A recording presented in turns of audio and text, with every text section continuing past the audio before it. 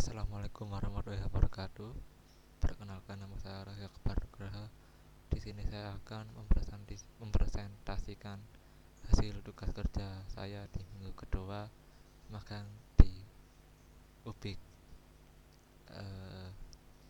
Oke, langsung di hari Senin saya mempelajari bagaimana membuat custom basic view dari membaca Auto Developer Tutorial Server Framework 101 dari chapter 6 ke chapter 11. Yang di chapter 6 saya pada hari pertama saya mempelajari cara membuat form list dan search view. Bisa saya perlihatkan di sini. Ini saya buat untuk setiap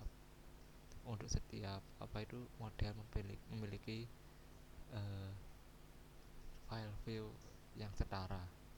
Jadi setiap view file hanya menunjukkan satu model aja. Yang kedua, saya mempelajari relasi antara model. Ini lumayan susah karena saya belum advance banget, tapi saya menurut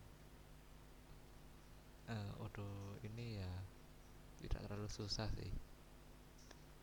Saya perlihatkan ini sudah ada banyak model yang memiliki relasi dengan state property, yaitu model utama ini.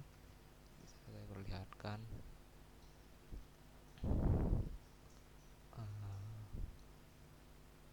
Nah, ini many to one, many to many. Itu saja. Dan saya pelajari complete field dan origin. Jadi ini sebuah kolom atau row,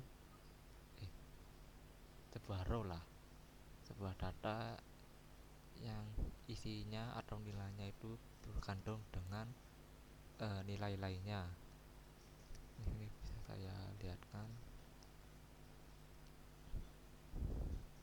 Step ini, jadi di dalam field total area ini kalian tidak mengisi fieldnya atau nilainya, datanya. Jadi itu bergantung dengan data living area dan current area, yaitu nilai total area adalah living area ditambah current area. Sebagai contohnya, saya juga mempelajari seperti dependensi, yaitu ya seperti fungsi lah. Jadi ini fungsinya, ini parameter, ini self maksudnya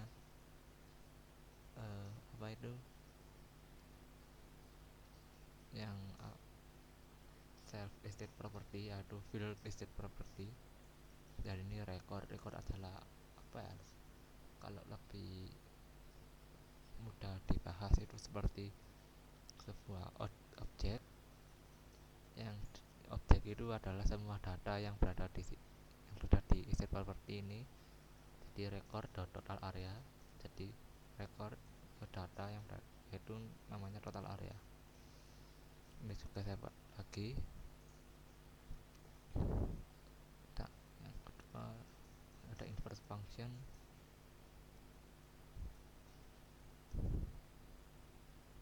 Ini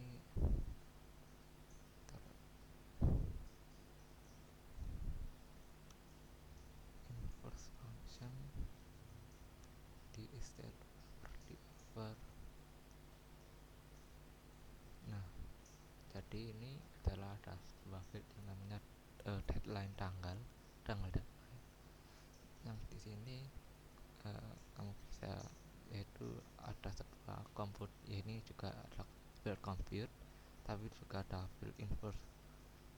Jadi kalau misalnya kamu hanya mengisi validity dan credit, deadline field deadline akan memiliki nilai sendiri bergantung dengan fungsi tersebut atau metode lah. rapi jika kamu mengisi apa itu deadline dan record aja, record apa itu, tanggal pembuatan sama tanggal deadline, valid valid apa itu, tanggal validnya akan berubah menurut eh, nilai yang kalian isi. Oke, langsung ini action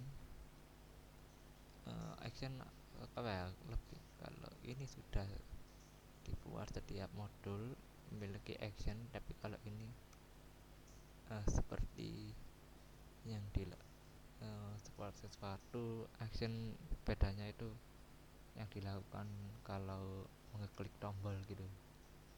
Ini bisa saya lihatkan. Nah, ini pada name action, ini nama actionnya, tipe objek, string yaitu label teks yang berada di tombol tersebut, dan ini invisible jika itu state atau apa ya namanya bahasa Indonesia, keadaan ya, keadaan apa itu, keadaan properti tersebut sudah dijual atau di cancel. Ini juga ada action, sudah saya buat. Ini ada constraint yaitu apa ya, misalnya kalau kan di apa itu namanya, di apa itu harga jual kan tidak dibolehi, kan tidak masuk akal jika harga jual tiba-tiba memiliki nilai minus 100 rupiah gitu, kan tidak masuk akal. Jadi ini ada SQL constraint yang mengecek jika misalnya harga jual itu uh, lebih lebih kecil daripada 0, itu udah. Jadi ini kerjanya ini alpha SQL constraint, ini nama constraintnya. Ini apa itu, if kondisi jika kondisi ini benar, maka error message ini tidak akan muncul. Jadi ini harus salah gitu. Jadi apa ya, ini kondisi yang ingin didapatkan. Ini saya buat lagi, jika harga yang diekspektasi itu harus positif lah. Ini juga ada dua tipe constraint di Odoo, yaitu SQL constraint sama Python constraint. Kalau di sini asli katanya di Odoo dokumen ini lebih direkomendasikan menggunakan SQL constraint karena Python constraint bisa apa ya, tidak lebih aman dan lebih lambat, tetapi direkomendasi jika constraint tersebut lebih kompleks gitu. Ini sudah saya buat contohnya. PI constraint, jadi jika harga jual dan harga ekspektasi itu bedanya melebihi 90%, maka akan mengoutputkan error, validasi error. Jadi ini basic errornya. Oke, lanjut. Sprinkle ini seperti UI lah, ini seperti inline view, sudah saya add.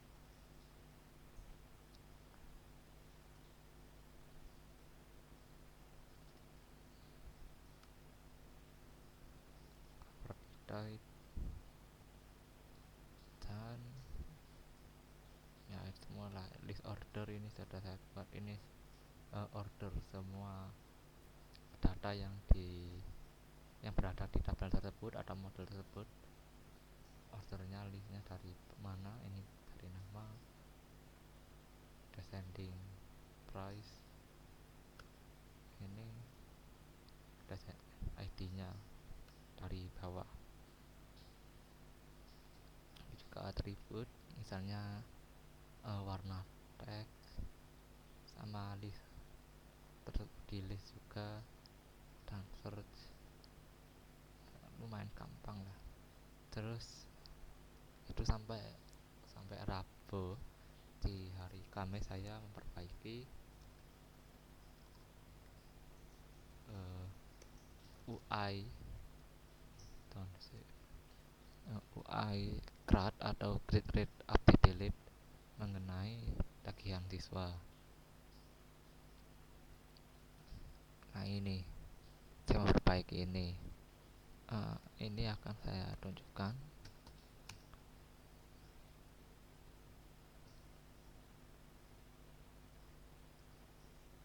Bentar, nge-lag.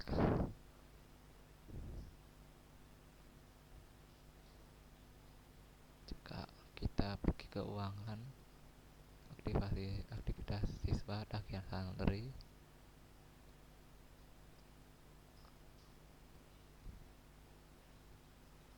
ini informasi tagihan santri,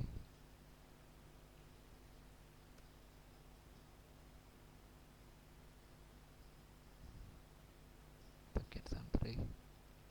Nah, bisa lihat ini pelanggan, informasi tagihan. Ini dulu itu tidak seimbang gitu.